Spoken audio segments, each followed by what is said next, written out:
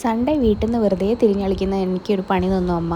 കടൽ കാണണം പോലും. അങ്ങനെ അമ്മേനെയും കൂട്ടിയിട്ട് കടൽ കാണാൻ പോയി. മൂപ്പത്തിക്ക് ഇവിടെ വന്നാൽ മെയിൻ പരിപാടി ചായയും ഈ സ്നാക്സും ഒക്കെ തിന്നുക എന്നുള്ളതാണ്.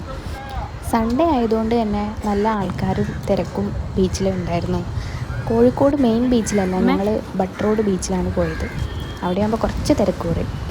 ഇനി എവിടെയെങ്കിലും ഒന്ന് സീറ്റ് ഉറപ്പിക്കണം. അങ്ങനെ ബീച്ചിൽ കുറച്ച് നേരം സ്പെൻഡ് ചെയ്തപ്പം ഒരു 10 മിനിറ്റ് ആയപ്പോൾ തന്നെ അമ്മ പറഞ്ഞു പോവാന്ന്. അപ്പം ഞാൻ ചോദിച്ചു, അല്ലമ്മേ ഇപ്പല്ലേ വന്നുള്ളൂ, ഇപ്പം തന്നെ പോകണോ? അമ്മയ്ക്ക് ഇരുട്ട് വീഴുമ്പോഴത്തേക്ക് ഭയങ്കര പേടിയാണ്. ആളൊരു പാവാണ്.